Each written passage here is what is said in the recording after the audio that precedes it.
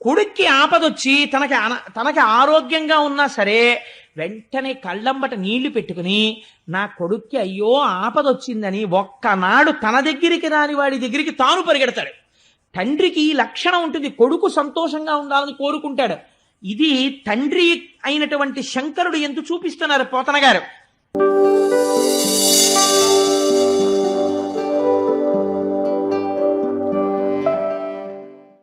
గుడెక్కర్లేదు, గోపురం అక్కర్లేదు, ఈశ్వరుడు ఎక్కడున్నాడు, నా వల్లే అంతా జరిగిపోతోంది అనుకున్న వాడి పని అకస్మాత్తుగా ఎందుకు అవుతుందో పాడైపోవడం అన్నది క్షీరసాగర మథనం భాగవతం వింటే తెలుస్తుంది ఎందుకు పాడైపోతారో జనం. అందుకని ఇచ్చేయండి అయితే తలకాయలు వాళ్ళకి, మనం తోక దగ్గరికి వెళ్ళిపోదాం అన్నాడు. వీళ్ళు అదే స్వామి వాళ్ళేమో తలకాయలు అడిగితే మీరు అలా ఇచ్చేస్తారు, అలా ఇవ్వకండి అని అనలేదు. ఒరే స్వామి తోక పట్టుకుందాం అంటున్నారు, పదండ్రా తోకలు పట్టుకుందాం, తోక దగ్గరికి పోయారు. ఇది వీళ్ళని అమృతం తాగేట్టు చేస్తోంది, ఇది వీళ్ళని నశించిపోయేటట్టు చేస్తోంది. సరే, మందర పర్వతానికి చుట్టారు పావుని. చుట్టి ఇది జాగ్రత్తగా మందర పర్వతాన్ని వహించాలి కదా ఇప్పుడు వాసుకి. అందుకని అందరూ కలిసి జాగ్రత్తగా క్షీరసాగరంలోకి దాన్ని దింపారు. దింపి ఇప్పుడు దాన్ని ఇలా ఇలా తిప్పాలి. ఆ పర్వతాన్ని తిప్పేటప్పుడు చిత్రం ఏమిటంటే అది కిందకి జారిపోకుండా వేరొక పట్టు లేదు దానికి. ఇది మీరు బాగా గుర్తుపెట్టుకోవాలి. ఇంకొక తాడేసేం కర్రకట్టి లేదు, అలా ఉందంతే పర్వతం.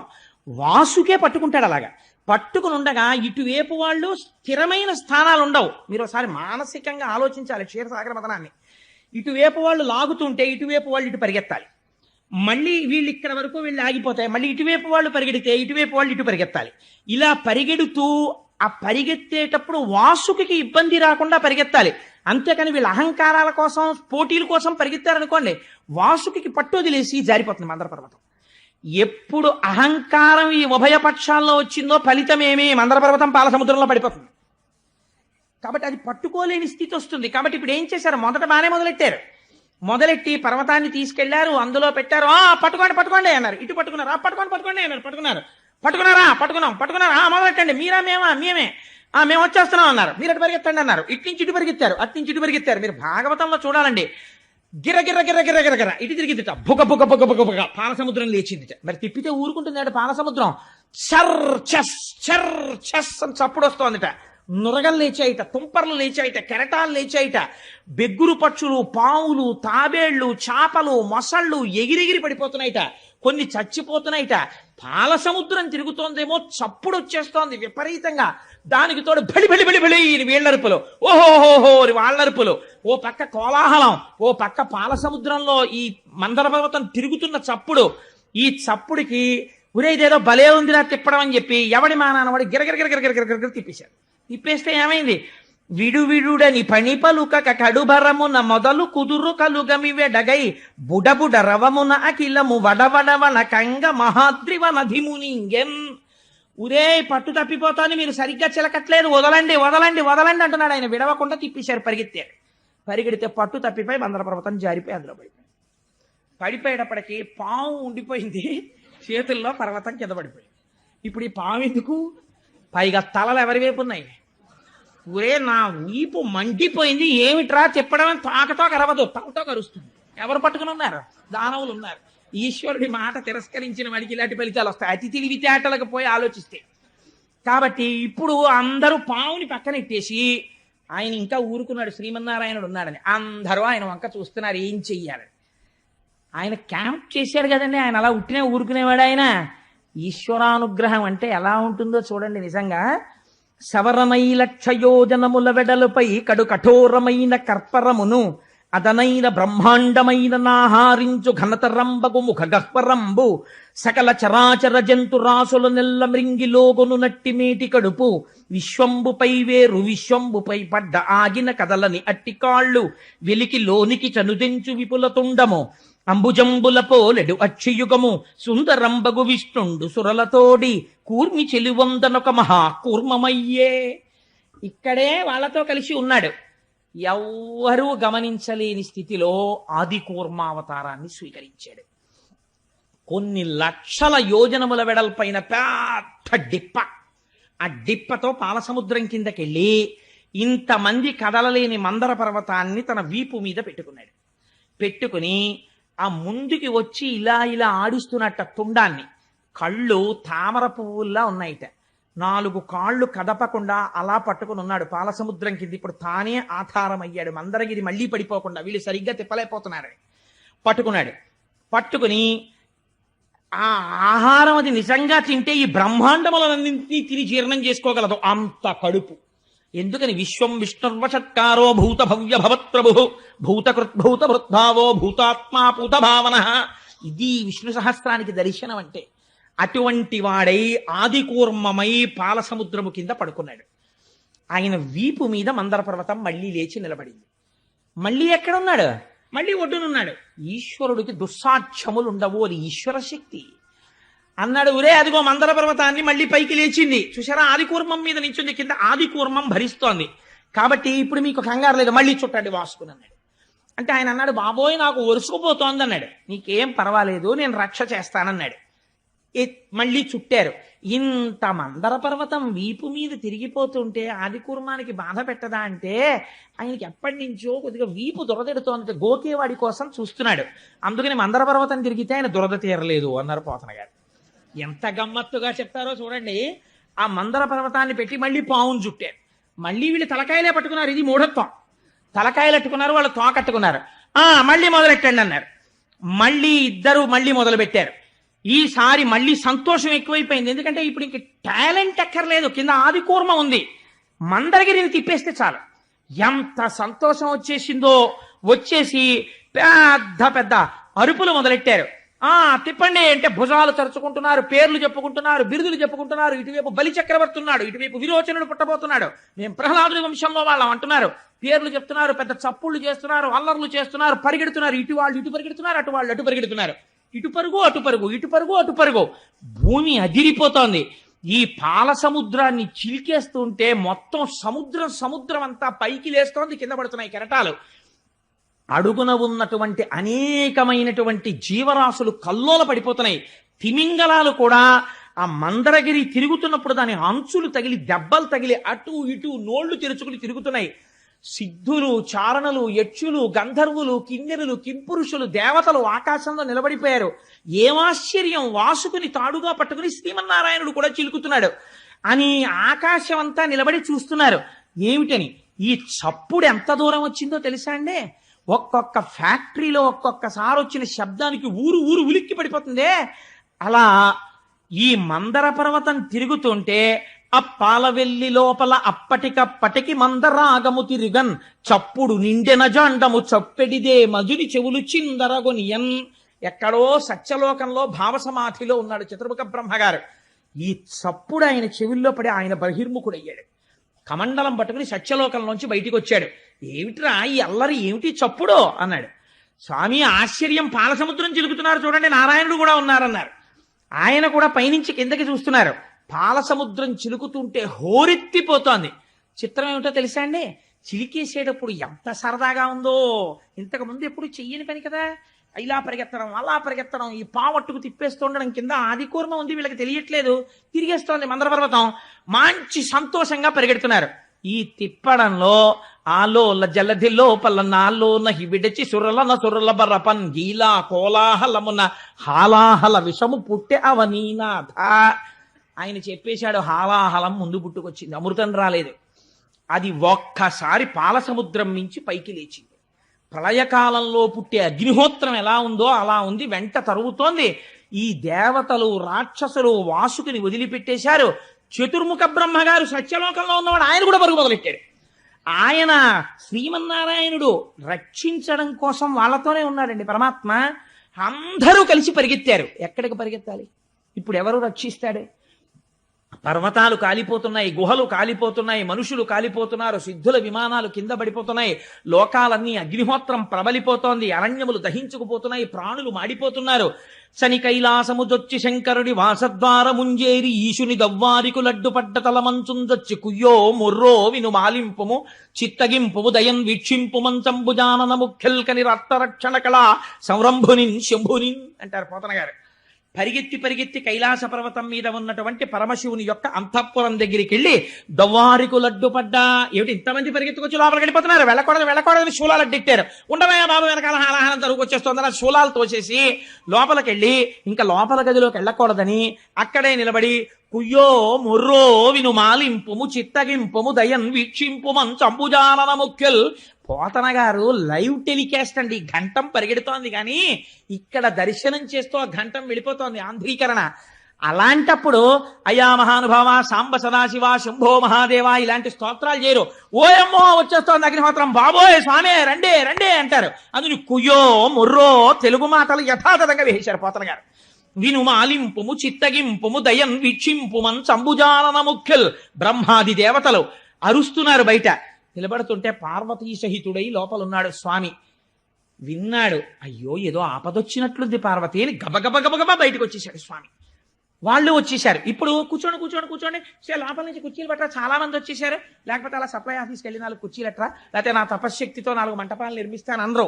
ముందు వాళ్ళందరూ ఇలా చెమట్లు తుడిచేసుకుని బాబాయ్ స్వామి వచ్చారు చెప్పండి అన్నారు. ఏమొచ్చిందిరా మీ అందరికీ, ఏమైంది అన్నాడు స్వామి. అంటే వీళ్ళకి మాత్రం ఇంకా లౌకిక బుద్ధి పోలేదు. ఎంత తెలివితేటలుగా మాట్లాడతారో చూడండి. స్వామి పాలసముద్రం చిలికాం ఎప్పుడు బతికుండిపోదామని, అందులోంచి హాలాహలం వచ్చింది మీరు బుచ్చేసుకోండి అంటే కోపడతాడేమోనని. మరి ఆయన అంటే మాటలేంటి, జగత పితరౌ వందే పార్వతీ పరమేశ్వరౌ, మొత్తం విశ్వానికి తండ్రి. అందుకని ఆయన దగ్గరికి వెళ్ళి భూతేశ భూతాత్మ భూతభావన రూప దేవమహాదేవ దేవవంద్య, ఈ లోకములకెల్ల ఈశ్వరుండవు నీవు, బంధమోక్షములకు ప్రభుడవీవు, శక్తియుతుడవీవు, శబ్ద యోనివీవు, జగదంతరత్నవీవు, ప్రాణమరయ అఖిలమునకును. అందుకని స్వామీను అటువంటి వాడివి. అగ్నిముఖంబు పరాపరాత్మకమాత్మ కాలంబుగతి రత్నగర్భపదము శ్వశనంబు నీ యూర్పు రసన జలేషుండు, దిశలు కర్ణంబులు దివము నాభి సూర్యుండు కన్నులు, శుక్లంబు సలిలంబు జఠరంబు జలతులు చెదలు శిరము, సర్వౌషధులు రోమచయము, శల్యంబులద్రులు మానసమృతకరుండు, ఛందములు ధాతువులు ధర్మసమితి హృదయము, ఆస్య పంచకముపనిషద ఆహ్వయంబు అయిన నీరూపు సదసత్వమై శివాఖ్యయై స్వయం జ్యోతియ్యొప్పు ఆజ్యమగుచు. సమస్త బ్రహ్మాండములను ఈశ్వర స్వరూపంగా చెప్పేశారు. ఈశ్వర, ఈ విశ్వమంతా నిండి నిబిడీకృతమైనటువంటి వాడివి నువ్వే, నువ్వు తండ్రివి. మేము చెయ్యకూడనటువంటి పని ఒకటి చేశాం. భుజశక్తి, ఒంటికి తీట ఉంది కదా అని ఎవరిని ముందు ప్రార్థన చేసి మొదలు పెట్టాలో, ఇంట్లో ఏదైనా ఒక మంచి కార్యం చేస్తుంటే ఒక సంప్రదాయం ఉంటుంది. ముందు తన తల్లిదండ్రులకు నమస్కారం చేసి అందుకే బట్టలు పెట్టి పీటల మీద కూర్చుంటారు. ఆ జగత పితరౌ వందే పార్వతీ పరమేశ్వరౌ వాళ్ళకి నమస్కరించలేదు, నేర్పాలి పాఠం అనుకున్నాడు స్వామి వీళ్ళకి. అందుకని ఏమైంది, ఇప్పుడు వెళ్ళి చెప్తున్నారు భుజశక్తిని. వెళ్ళి ఆ మందర పర్వతాన్ని పెట్టి చిలికితే అమృతం రాలేదు, హాలాహలంబు జనించే, ఏరి కలంఘమై భవనంబు కోలాహలంబు చేసి చిచ్చు లాగమంగుని, ప్రాణి సందోహమున్ బ్రతికింపవేదయ దొంగిలింపకనీశ్వర. స్వామి హాలాహలం బుట్టి లోకాల్ని కాల్చేస్తోంది, అది నువ్వు ఏమనుకోకు, ఇలా అన్నామని నువ్వు బుచ్చేసుకో స్వామి అన్నారు. అని పైగా ఓ మాట చెప్పారు, 3 లోకములకు 3 కాలములకు 3 మూర్తులకు మూలమగుచు. నువ్వే భూత భవిష్యత్ వర్తమాన కాలముల రూపంలో ఉంటావు, నువ్వే బ్రహ్మ విష్ణు మహేశ్వర రూపంలో ఉంటావు, నువ్వే సృష్టికర్త స్థితికర్త ప్రళయకర్త రూపంలో ఉంటావు. అందుకని 3ంటికి ఆధారమైనటువంటి మూలపురుషుడు కనుక ఈశ్వర నువ్వు పుచ్చేసుకో. లంపటము నివారింపను సంపద కృప చేయ జయము సంపాదింపన్, చంపెడి వారి వధింపను సొంపారగ నీక చెల్లు సోమార్థధరా. ఈశ్వర లంపటము నివారింపను, జ్ఞానం కలగాలంటే మనంత మనకి కలదు, శివానుగ్రహం ఉండాలి, ఉంటేనే లంపటం తొలగుతుంది.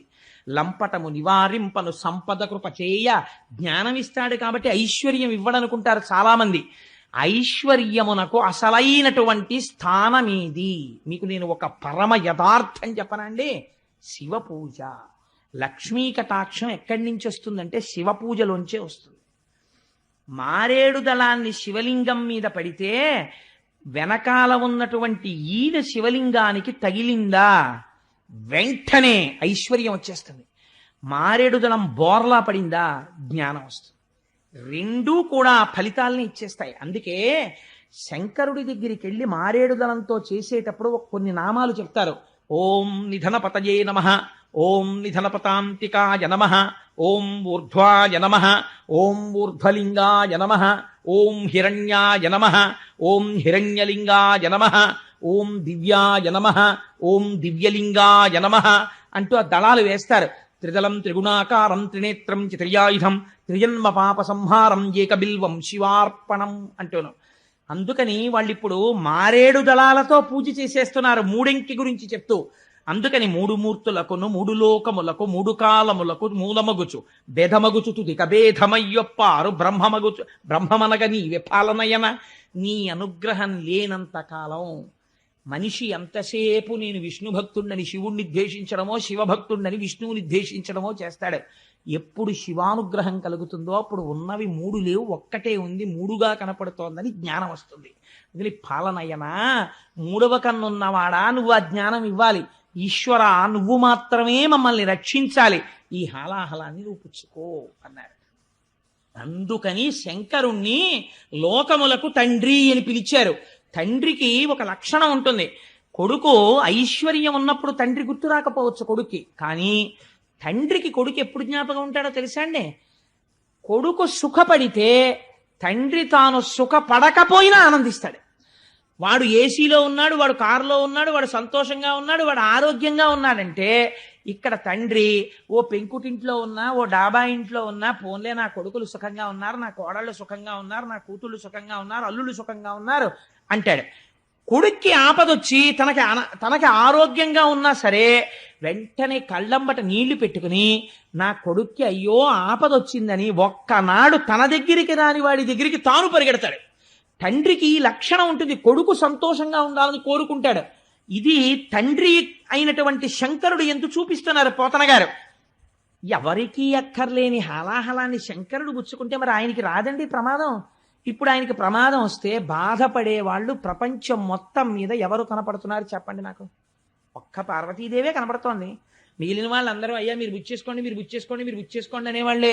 నాన్నగారు మీరు విఆర్ఎస్ పెట్టేసేయండి, నాన్నగారు మీరు ఎలాగో అలా విఆర్ఎస్ పెట్టేస్తే కొంత వస్తుంది కదా, ఆ డబ్బులు పట్టుకుని నేను అమెరికా వెళ్ళిపోతాను, అమెరికా వెళ్ళిపోయి సెటిల్ అయిపోయిన తర్వాత నెలకి 3 లక్షలు వచ్చేస్తుంది నాకు, ఒక్క 5 ఏళ్ళు చేశానా నాన్నగారండి మీకు పాలరాతి భవనం కట్టేస్తాను, 5 కార్లు కొంటానంటాడు. ఎవరు నమ్మాడు? తండ్రిని కొడుకులును కోడళ్ళు ఇలా అడుగుతుంటే అమ్మో ఈయన వృద్ధాప్యం ఎలా విడుతుందో ఏమిటో అని బెంగ పెట్టుకుని ఇది వింటూ ఉండేది భార్య ఒక్కతే. ఈ నిర్ణయం చెప్పేటప్పుడు ఆయన మాత్రం ఆవిడ దగ్గరికి వెళ్ళి ఏమే ఇలా అడుగుతున్నారు చైనా అన్న మాట అడుగుతాడు ఆవిడ్ని. లోకమంతా ఒకలా ఉన్నా తన భార్యతో భర్త ఎలా ఉండాలో, ఎలా ఉంటే తల్లిదండ్రులు అనిపించుకుంటారో చూపిస్తున్నారు పోతన గారు. నేనండి మా ఆవిడికేం చెప్పను, నేనే చేస్తాను అన్నీని అన్నవాడు ధూర్తుడు. భార్యకి చెప్పాలి, అది గౌరవం. నీ జీవిత భాగస్వామి, నీ ఆత్మ, నీ ఊపిరి. తెలిసి తెలియని వాళ్ళు మగవాడు ఏదో గొప్పవాడైపోయాడు, ఆడది తక్కువైపోయింది అంటారు, కానీ ధర్మశాస్త్రాలు ఎక్కడ అలా మాట్లాడలేదు. ఎక్కడ మాట్లాడినా భార్యకి పెద్దపీట వేసి మాట్లాడాయి. ఆయన ఎవరికి చెప్పాడో తెలుసా అండి? వీళ్ళందరూ వచ్చి ఆయన అడిగితే సరే అబ్బాయి నేను ఆలోచిస్తాను, మరి అది కొంచెం వేడిగా ఉంటుందా, తాగితే ఏమైనా ప్రమాదం వస్తే మీరు ఏమైనా చేసి పెడతారా, అప్పుడు ఇంద్రుడికి అశ్వమేధ యాగం చేసినట్టు మళ్ళీ నాకు ఏమైనా చేస్తారా, మీతో పాటు అశ్విని దేవతలు వచ్చారా, గబుక్కుని ఇమీడియట్ సర్జన్ ఉన్నాడా, ఇవన్నీ ఆయన ఏం అడగలేదు. ఆయన ఎవరితో మాట్లాడారో తెలుసండి? పార్వతీదేవి దగ్గరికి వెళ్ళాడు. వెడితే అమ్మవారు చిరునవ్వులు చిందిస్తూ తాంబూలం వేసుకుని కూర్చుంటుంది. ఇంట్లో ఉన్నటువంటి స్త్రీ గృహిణి మధ్యాహ్నం భర్త భోజనం అయిపోయిన తర్వాత తాంబూలం వేసుకు కూర్చుంటే ఆ ఇంటికి ఐశ్వర్యం, సంతానాభివృద్ధి, మహాపతివ్రత లక్షణం. అందుకే పూర్వం అమ్మవారికి తాంబూలం పెట్టి మధ్యాహ్నం అయిన తర్వాత ఆ తాంబూలం తీసుకుని ఆడవాళ్ళు తాంబూలం వేసుకుని తాంబూల చర్వణంతో ఉండేవారు. సరే ఇప్పుడు నేను ఆ తాంబూలం గురించి చెప్పమంటే మహా సంతోషం, అది వేరే విషయం. నేను ఇప్పుడు దాని జోలికి వెళ్ళను అనుకోండి, ఎందుకు వచ్చిన గొడవ, క్షీరసాగర మథనం చెప్పుకుంటే చాలు. అందుకని చెప్పి అమ్మవారు తాంబూలం వేసుకుని ఎంతో సంతోషంగా ఉంటే శంకరుడు ఆవిడ వంక చూసి అన్నాడు, కంటే జగముల దుఃఖము వింటే జల జనిత విషపు వేడిమి ప్రభువయ్యుంటకు ఆర్తుల ఆపద గెంటించుట దాన ఫలము దానం కీర్తి మృగాక్షి.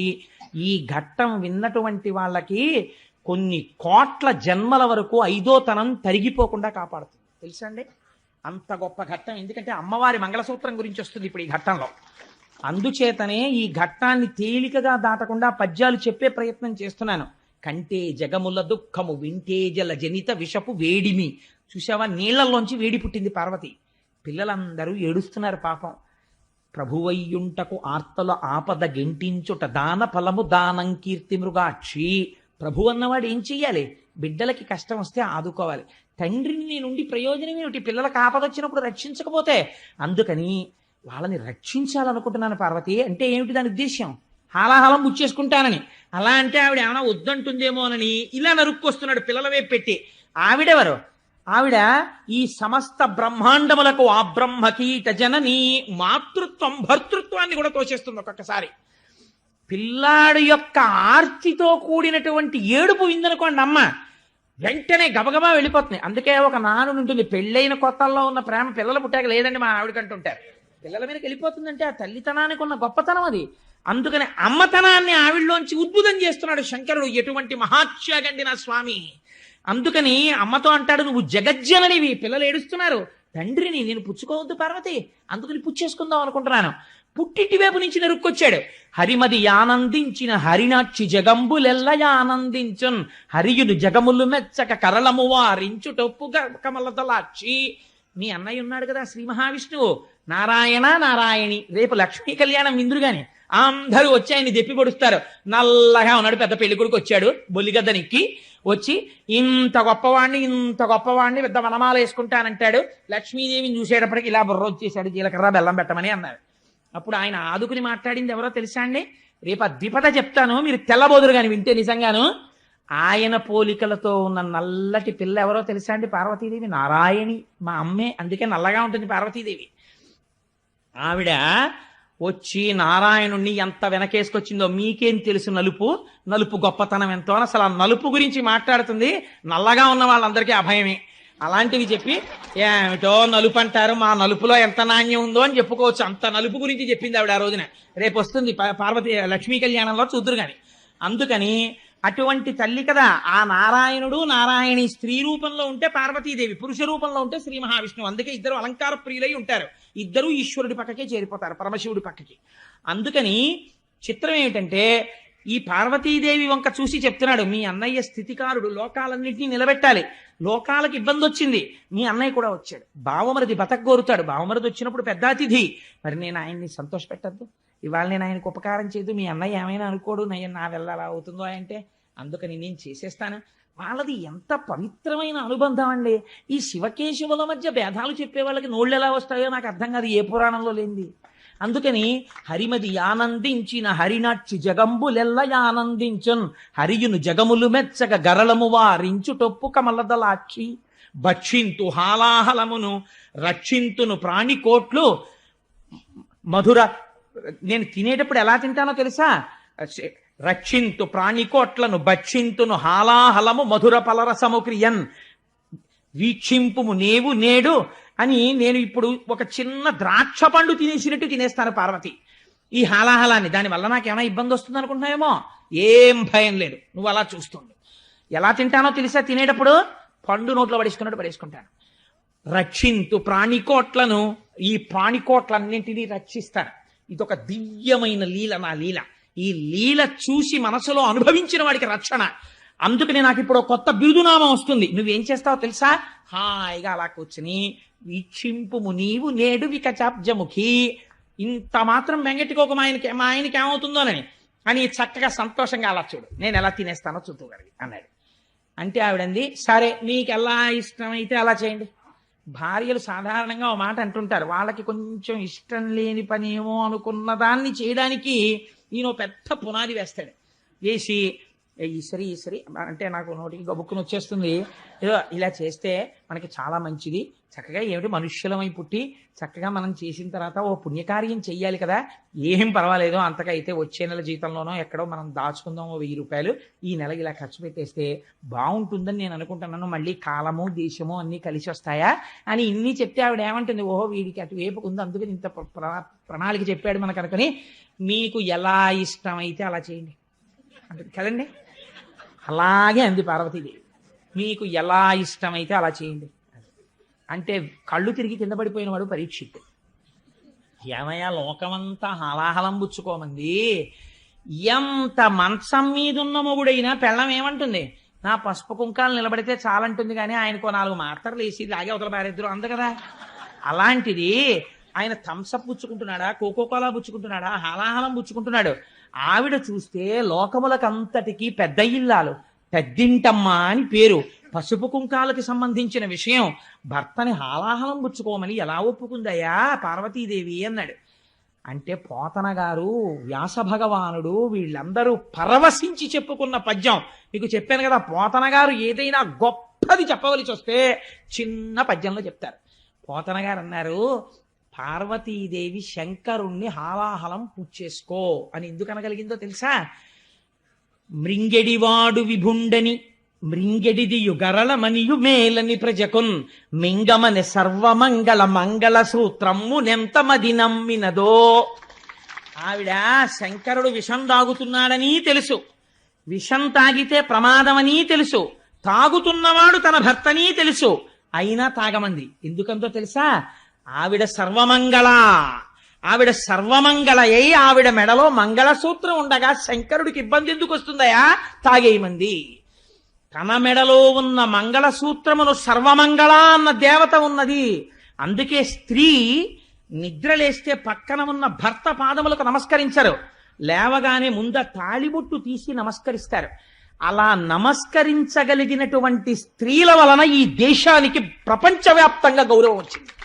లేకపోతే ఎక్కడుందండి ఇటువంటి స్త్రీ జాతి వేరొక దేశంలో? ఇవాళ కలిసి ఉంటే కలిసి ఉండడం, పప్పు మాడిపోయిందంటే విడాకులు ఇచ్చి వెళ్ళిపోవడమే. కానీ ఎంత ధూర్తుడైనా లేవగానే ఇలా కళ్ళకద్దుకొని, అమ్మా సర్వమంగళ, నన్ను కొట్టిన గాడిది కొడుకు కూడా ఇలాగే బతికుండాలని కోరుతుంది ఆ స్త్రీ. ఇది స్త్రీ జాతి ఔన్నత్యం ఈ దేశంలో.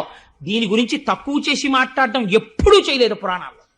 కాబట్టి మంగళసూత్రము నెంతమది నమ్మినదో, శంకరుడి జీవనమునకు హేతువు పార్వతీదేవి మెడలో మంగళసూత్రం అని తీర్పిచ్చారు పోతన గారు. మా శంకరాచార్య స్వామి అయితే సౌందర్యలహరిలో ఇంకో అడుగు ముందుకేసి, సుధామప్యాస్వాద్య ప్రతిభయజరా మృత్యుహరిణీం విపద్యంతే విశ్వే విధిశతమఖముఖాద్యాది విశద కరాళం యక్షేళం కబలతవ తక్కాల కలనా నశంభోస్తన్మూలం తవజనని తాటంక మహిమ అన్నారు. అమ్మా, ఆనాడు శంకరుడు ఏమిటో వెళ్ళాడు హాలాహలం మింగేశాడని తెలియక వీళ్ళందరూ చెప్పుకుంటారు. ఆయన గొప్పే ఉందమ్మా, అలా మింగేశాడంటే కారణం నీ చెవులకు పెట్టుకున్న తాటంకాలమ్మా అన్నారు. ఆడదాని సౌభాగ్య వస్తువుల్లో చెవులకు పెట్టుకునేటటువంటి ఆభరణాలు ఒకటి. ఎట్టి పరిస్థితులలో భర్తకి చెవికి ఆభరణం లేకుండా కనపడకూడదు స్త్రీ. ఏ కారణం చేతనైనా తాటంకములను తీయవలసి వస్తే ఏవి పడితే అవి చెవిలో పెట్టుకుని ఉండడానికి వీలు లేదు. అది గండకాలమైతే భర్తకి తీసుకొచ్చేస్తుంది మృత్యువుని. ఏవి పెట్టుకోవాలి? 4 తాటాకులు తెప్పించుకుని చీల్చుకుని, అందుకే అమ్మవారికి సౌభాగ్యద ఇని అని పేరు. ప్రపంచంలో 8 ఉన్నాయి సౌభాగ్య వస్తువులు. వీటిని కాలితో తంతే లక్ష్మీదేవి వెళ్ళిపోతుంది. అందులో ఉప్పు ఒకటి. అందుకే ఉప్పొద్దు అని కానీ ఉప్పు తగ్గిందని కానీ భోజనం దగ్గర అనరు. భోజనం అయిపోయిన తర్వాత చెప్తారు ఉప్పు తగ్గిందని. అందుకే ఉప్పు తగ్గిందని ఉప్పు లేదని అనకూడదు కాబట్టి ఉప్పు చివర వేసి వదిలేస్తారు. తప్పించి ఉప్పు అంత మంగళ వస్తువు తెలుసా అండి. అందుచేత ఉప్పు, పెరుగు, అనుములు, తాటి చెట్టు ఇలా కొన్ని ఉన్నాయి.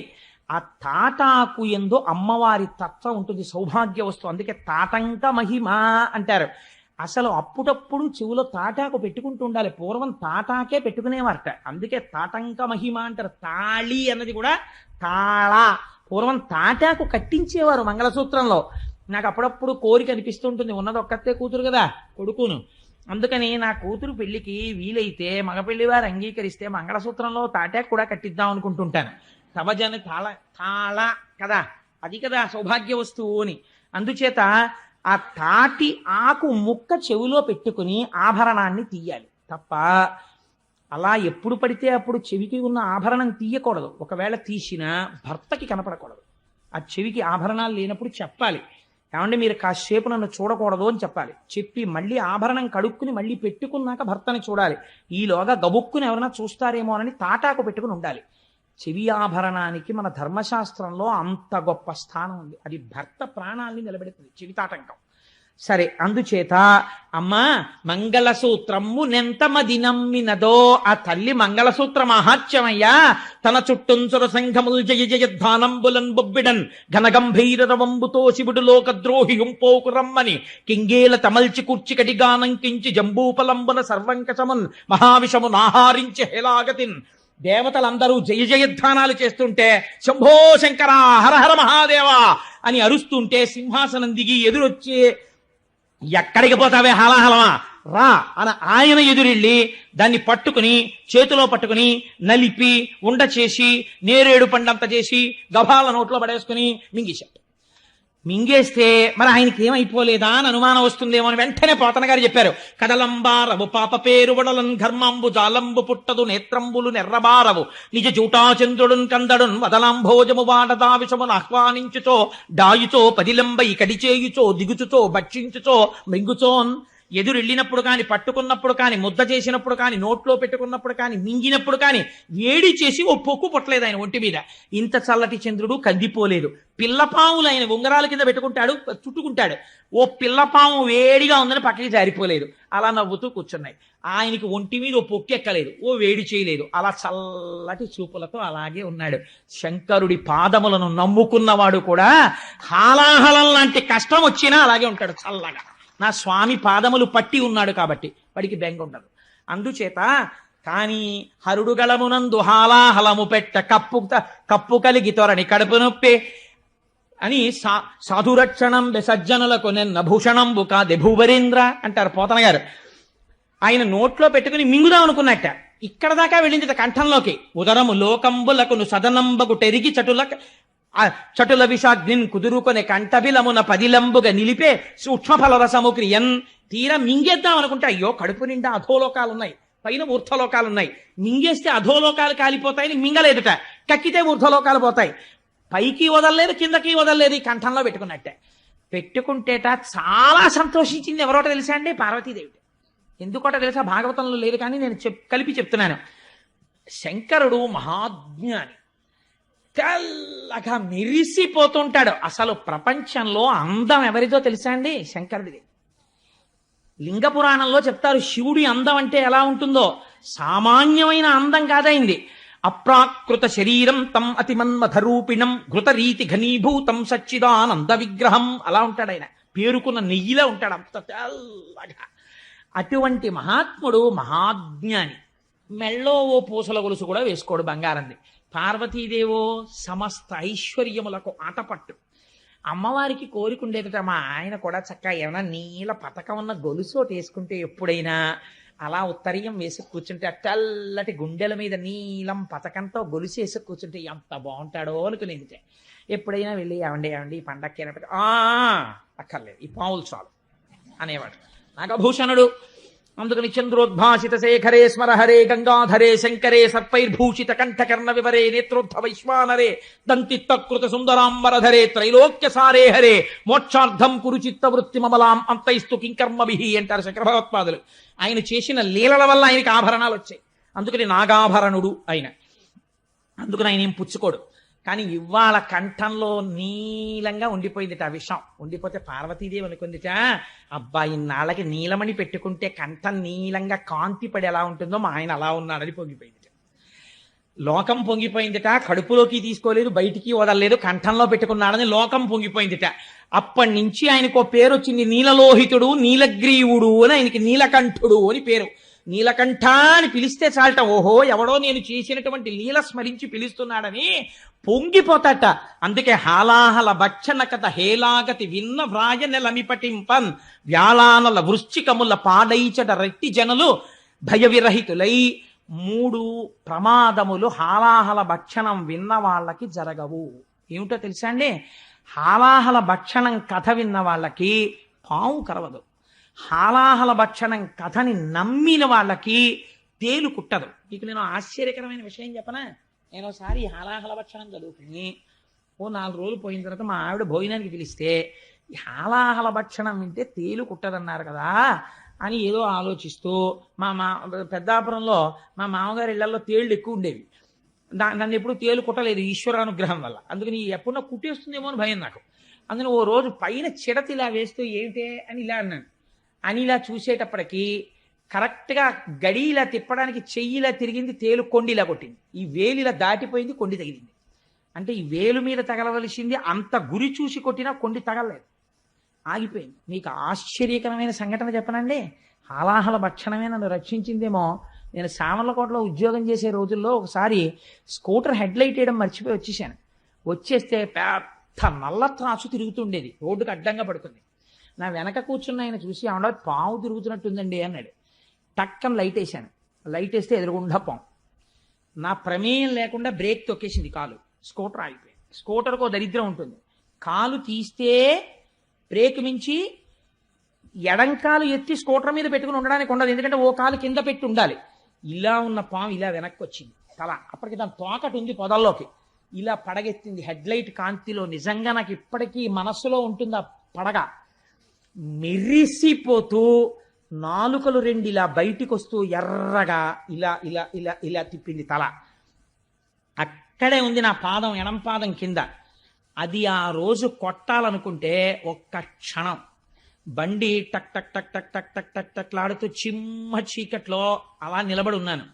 వెనకాల ఆయన గుండెలు ఆగిపోయి రెండు కాళ్ళు పైకెత్తేసుకుని ఆయన కూర్చున్నాడు. అది ఇలా ఇలా చూసి ఏమనుకుందో, వీడిని నేను చంపకూడదు అనుకుందో ఏమో, తలొంచుకుని మళ్ళీ ఇటు తిరిగి పొదలోకి వెళ్ళిపోయింది. అది వెళ్ళిపోవడానికి 1/2 నిమిషం టైం పట్టిందని అంత శరీరం. ఆనాడు పాము కరవకుండా నన్ను రక్షించిన వాడు నా స్వామి తప్ప ఎవరు రక్షించగలరు? ఈశ్వరుడు రక్షించాడు. ఆ పూనికతో ఆ భక్తితో చెప్పుకున్నాను తప్ప ఎప్పుడైనా పురాణం చెప్పుకుంటే నేను ఇతర కోరికలతో చెప్పుకోలేదు. అట్లాంటి సంఘటనలే నాకు భగవంతుడి పట్ల కృతజ్ఞతనిపించాయి. కాబట్టి వ్యాళానల వృశ్చికముల పాడైచర రెట్టి జనులు భయ విరహితులై అగ్నిహోత్రంలో కాలిపోయే ప్రమాదాలు రావు. అందుకే ఎప్పుడైనా ప్రమాదాలు ముంచుకొస్తే ఒక మాట చెప్తారు, పోనీ కనీసం చదవడం రాకపోతే ఇలాంటివి హాలాహల భక్షణ కథ. అందుకే ఇలాంటి వాటిని ఏం చేస్తారో తెలుసా అండి, బాగా దీర్ఘంగా చెప్పరు.